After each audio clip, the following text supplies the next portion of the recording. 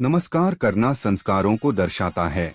किसी से मिलने पर उसका सम्मान और अभिवादन करने के लिए नमस्कार करते हैं।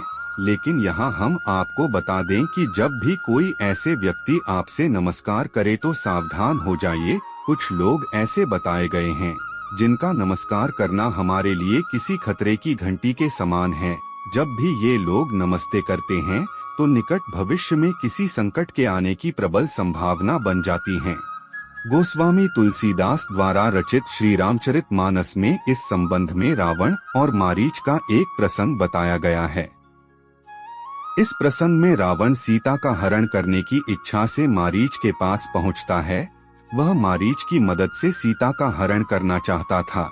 इस प्रसंग में बताया गया है कि जब कोई बुरा व्यक्ति हमारे सामने झुकता है तो हमें सतर्क हो जाना चाहिए। रावण सीता का हरण करने के लिए लंका से निकलकर अपने मामा मारीच के पास पहुंचता है और प्रणाम करता है। मारीच रावण को झुका देखकर समझ जाता है कि अब भविष्य में कोई संकट आने वाला है। इस संबंध श्री रामचरितमानस में लिखा है कि नवनी नीच के अति दुखदाई, जिमी अंकुश धनु उरग बिलाई, भयदायक खल के प्रिय बानी, जिमी अकाल के कुसुम भवानी। इस चौपाइयों का सरल अर्थ यह है कि रावण को इस प्रकार झुका देखकर मारीच सोचता है कि किसी नीच व्यक्ति का नमन करना भी दुखदायी है।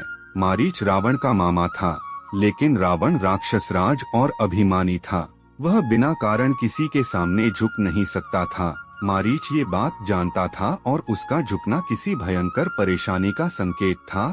तब भयभीत होकर मारीच ने रावण को प्रणाम किया। मारीच सोचता है कि जिस तरह कोई धनुष झुकता है तो वह किसी के लिए मृत्यु रूपी बाण छोड़ता है, जैसे कोई सांप झुकता है तो वह डंसने के लिए झुकता है, जैसे कोई बिल्ली झुकती है तो वह अपने शिकार पर झपटने के लिए झुकती है।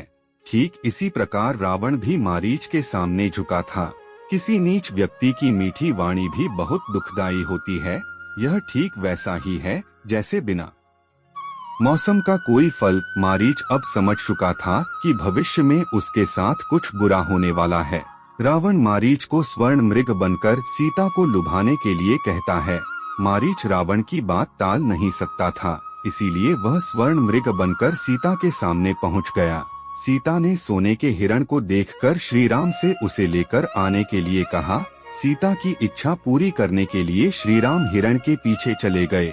श्री राम के बाण से मारीच मारा गया। कुछ देर बाद लक्ष्मण भी श्री राम की खोज में चले गए और रावण ने सीता का हरण कर लिया। इस प्रसंग की सीख यह है कि हमें बुरे लोगों से सावधान रहना चाहिए। जब ऐसे लोग हमारे सामने झुकते हैं तो और ज्यादा सतर्क रहने की आवश्यकता रहती है, वरना हम मुसीबतों में फंस सकते हैं।